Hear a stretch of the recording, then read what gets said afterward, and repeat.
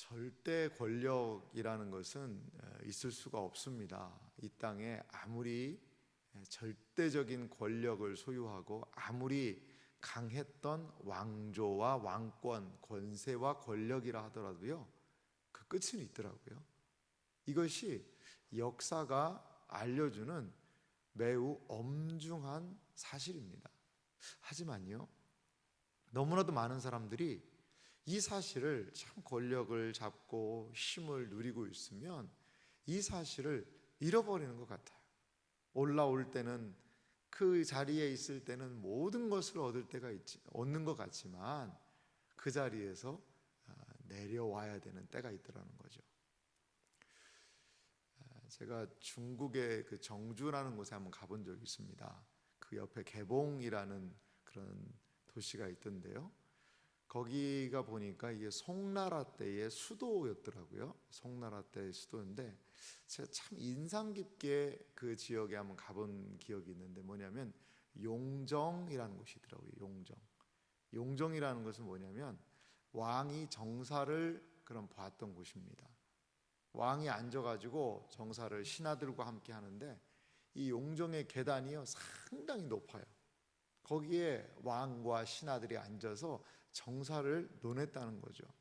거기 참 재밌는 게 무신들이 올라가는 그 계단이 있고요, 문신들이 올라가는 계단이 있더라고요. 여러분, 어느 계단이 더 많을까요? 무신들의 계단이 한 칸이 더 많더라고요. 그러니까 이제 문신들에 대한 배려겠죠. 거기에서 정사를 부리던 그 왕, 지금 어디 갔을까요? 우리는 그 왕에 대해서 알지도 못합니다. 이렇듯 권세와 권력이라는 것은 참 거기에 있을 때 늘 겸손하게 해야 되는 것 같아요. 오늘 나훔에서의 대표적인 지금 이야기의 주제는 뭐냐면 아수르의 수도 니느웨가 망한다는 거거든요. 하나님께서 이 아수르한 나라를 사용하셔서 남왕국 유다를 꾸짖고 그들을 돌이키도록 하고 사용하셨어요. 근데 몽둥이가 자기가 잘난 줄 알고 이 몽둥이를 잡은 자보다 내가 더 잘났다는 식으로 생각을 하고 더 잔인하고 더 포악을 베푸고 자신의 힘을 앞세워서 하나님을 인정하지 않고 백성들을 잔인하게 그렇게 했던 그 이 니느웨를 보시면서 하나님이 오래 참으시는 하나님이지만 이제 더 이상 이 니느웨를 그냥 보실 수가 없는 겁니다. 역사적으로요, 이 니느웨라는 이 도시는 매우 강력한 도시였기도 하고요, 잔인하기로 유명한 도시였다고 그래요. 이 전쟁 포로들을 그 성으로 끌고 가서 잔인한 방법으로 죽이고 그것을 오락으로 삼고 하는 그러한 나라가 아수르였고, 거기에 중심에 니느웨라는 이 성이 있었다라는 거죠. 하나님은 나훔 선지자를 통하여서 이 니느웨가 망한다라는 것을 미리 예언하셨습니다. 오늘 본문 2절 말씀을 한번 보실래요?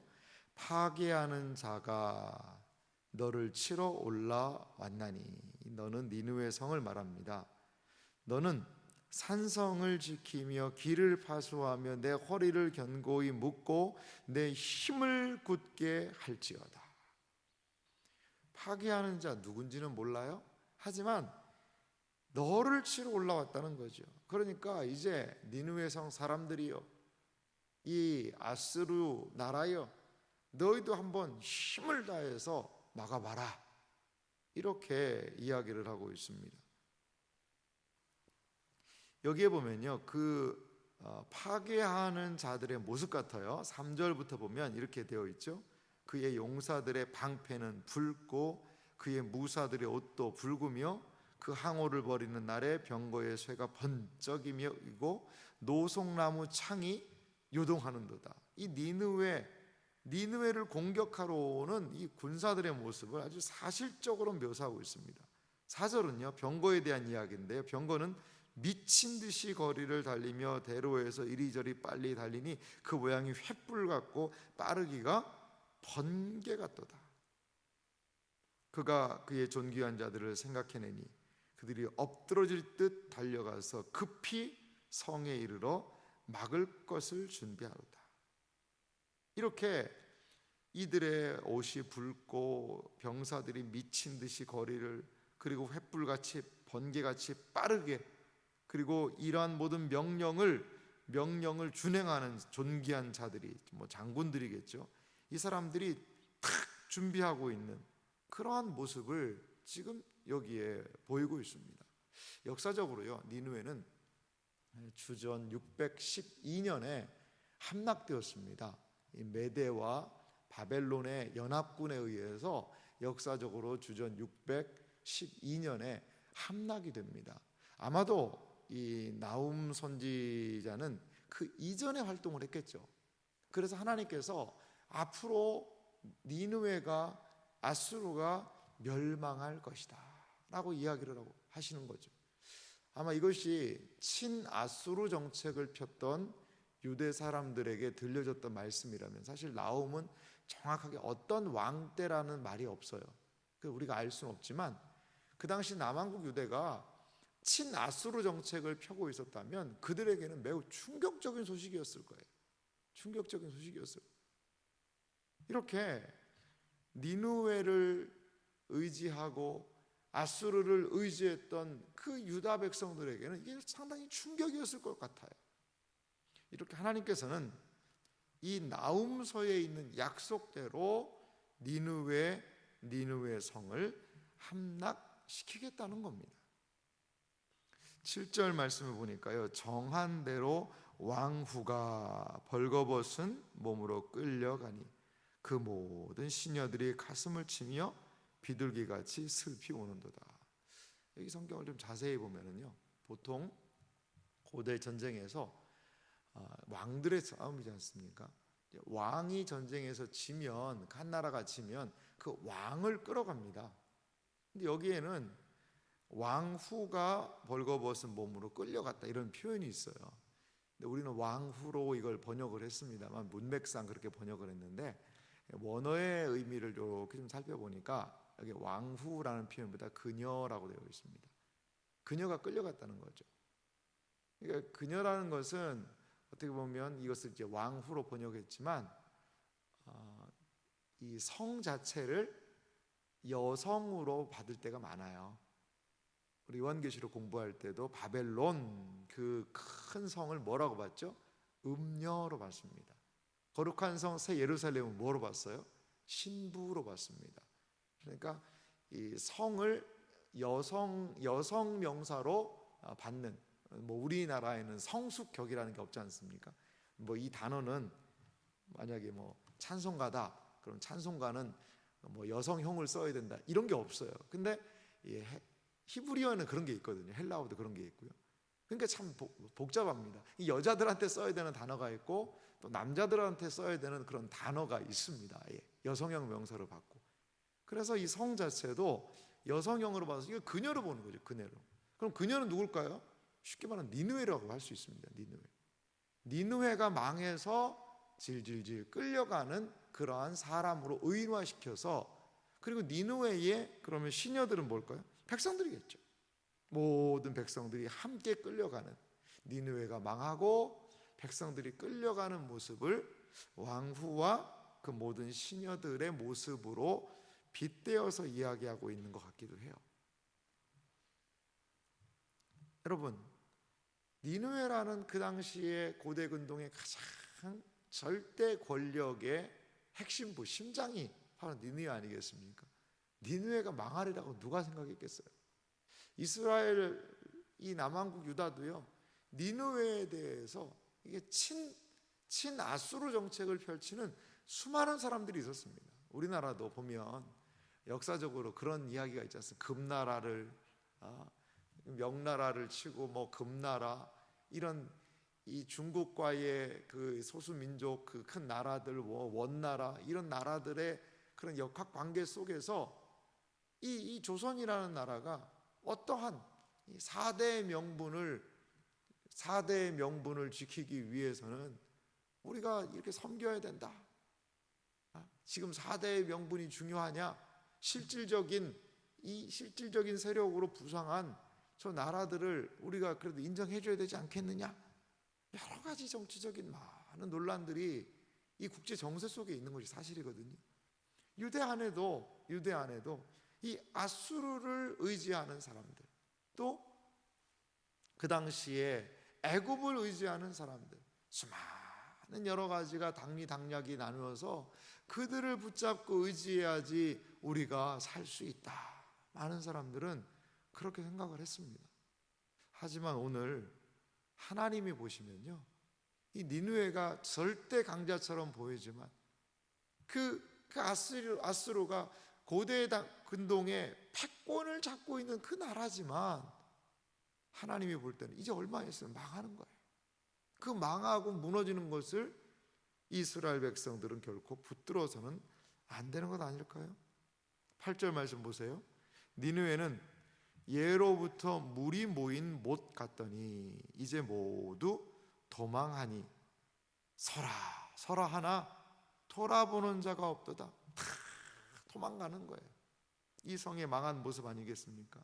9절은요 보면 은을 노력하라 금을 노력하라 그 저축한 것이 무한하고 아름다운 기구가 풍부함이라. 얼마나 많은 노량물들이 거기서 나오는지 이렇게 풍성한 것이 니느웨에서 나왔다는 거죠. 결과적으로 10절 니느웨가 공허하였고 황폐하였도다.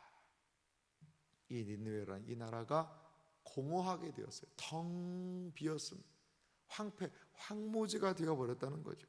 그렇게 열국에 와던 것들로 가득 채웠던 것들이 그 모든 곳간이 싹 비어서 아무것도 남지 않은 모습.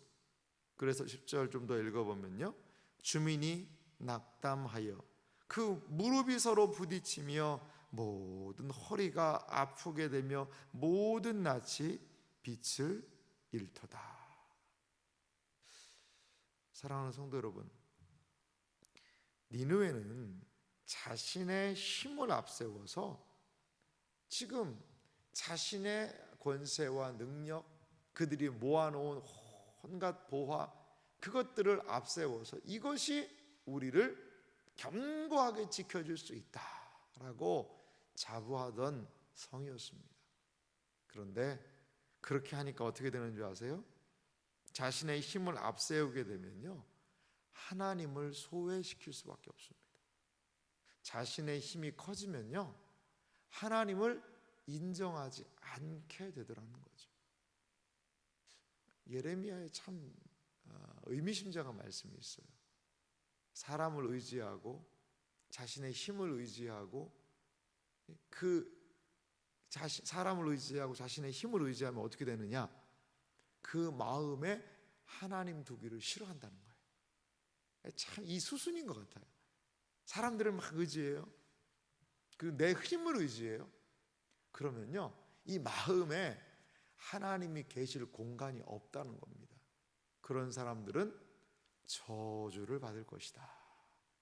예레미야서 17장이 그렇게 얘기를 하고 있습니다. 니느웨가 꼭 그런 모습인 것 같아요. 스스로 열국 위에 군림해서 자신들의 힘을 의지하니까 결론은 하나님을 소외시키는 거죠. 하나님을 인정하지 않고 자신의 절대적인 높아진 그 권세에 취해서 그렇게 살아가는 그러한 모습이 니느웨의 모습이라는 거죠. 세속적인 영광으로 하나님을 대신합니다.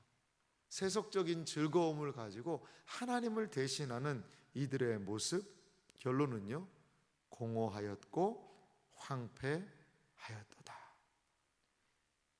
니느웨는 사자와 같은 존재로 표현이 됩니다. 11절 보면 이제 사자의 굴이 어디냐? 젊은 사자가 먹을 곳이 어디냐? 전에는 수사자, 암사자가 그 새끼 사자와 함께 거기서 다니되 그것들을 두렵게 할 자가 없었더니 이 사자의 굴은 어딜까요? 니느웨겠죠. 니느웨가 사자들이 우글우글 하는 건 사자의 소굴 같이 이제 사자를 보통 고대 근동에서는 왕권으로 표시를 합니다. 왕으로 표시하죠. 수사자, 암사자, 이 왕과 왕비, 새끼사자, 왕자들이 그 노량물 가운데서 융성하게 누렸던 그 사자굴 니느웨죠. 그런데 그러한 모든 것들이 어디 있냐 이겁니다. 이제 그 수사자 어디 있냐 이겁니다. 13절은 이러한 파괴를, 이러한 니느웨의 멸망을 이끄는 분이 누구신지를 13절에 정체가 드러납니다. 만군의 여호와의 말씀에 내가 내 대적이 되어 내 병거들을 불살라 연기가 되게 하고 내 젊은 사자들을 칼로 멸할 것이며 내가 또 내 노력한 것을 땅에서 끊으리니 내 파견자의 목소리가 다시 들리지 아니하리라 하셨느니라. 13절을 통하여서 명확하게 하나님은 내가 너의 대적이 된다 이렇게 말씀하고 있습니다. 하나님의 대적이 되면 어떻게 되겠습니까? 하나님의 원수가 되면 어떻게 되겠습니까? 하나님의 심판밖에 없는 것이죠. 우리는 하나님의 편이 되어야 합니다. 하나님과 함께 있어야 되는 겁니다. 많은 사람들이요 이렇게 생각을 해요. 내가 이 모든 것들을 하려고 그러는데 하나님 내 편이 돼주세요. 내 편이 돼주세요. 역사적으로 보면은요 하나님을 믿는 사람들끼리 싸울 때가 있었어요. 미국 같은 경우 그렇습니다. 미국에 남북 전쟁이 있었거든요. 미국의 남부도요 하나님을 잘 섬기는 사람들이에요. 뭐 미국의 북부는요 하나님 안 섬깁니까? 다 하나님 잘 섬기는 사람들이에요.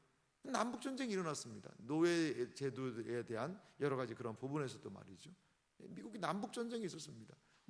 남북 전쟁인데 그냥 우리 다 하나님 믿는 사람이니까 대충 봐주죠. 아니요, 그렇지 않죠.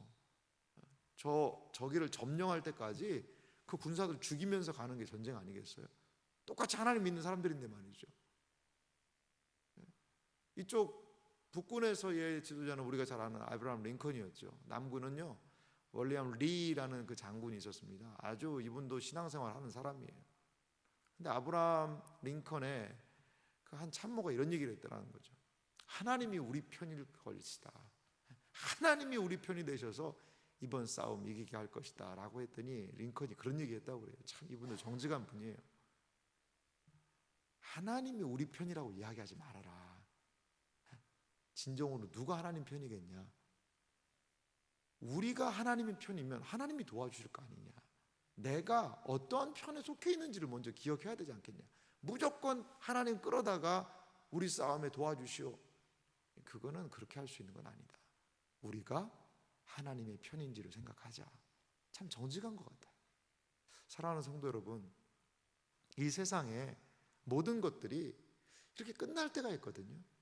근데 우리는 때로 하나님까지 우리 쪽으로 끌어들여 가지고 내가 어떤 것들을 하고 싶은 그 욕망이 우리에게 있습니다. 인간 마음 안에 있는 이 욕망의 보좌는요 끝이 없어요. 끝이 없어요. 이게 아무리 채워도 채울 수 없는 것 같아요. 오늘 니느웨가 그것을 보여주고 있지 않습니까? 니느웨가 그것을 명확하게 그 온통 것들을 채워서 또 더 잔인하게 교만하게 하나님 없이도 스스로 견고하게, 그래서 결국에는 하나님의 대적이 되었고 하나님의 심판의 대상이 되잖아요. 하나님이 어떻게 보면 니느웨에게 기회도 주셨잖아요. 요나도 보내시기도 하고 하나님이 그들을 들어서 심판의 도구로 쓰시기도 하고, 그런데 결국에는 하나님의 대적이 될 수밖에 없는 이 비참한 모습을 우리는 어떻게 생각해야 할까요? 사랑하는 성도 여러분, 우리에게 하나님이 주신 은혜가 있다면 더 겸손해야 될 것 같아요. 하나님까지 끌어다가 내 편으로 쓸 생각 말고 내가 정말 하나님 편에 속해 있는가? 내가 정말 하나님을 두려워하고 하나님을 의지하는 존재인가? 내가 정말 하나님이 주신 그 은혜에 감사하며 하나님을 경배하고 찬양하는 존재인가를 우리는 돌아보아야 할 줄 믿습니다. 절대 권력 망합니다. 하나님만이 영원하십니다. 그 영원하신 하나님만을 의지하며 나아가는 우리들의 생애와 삶이 되기를 주님의 이름으로 축원합니다.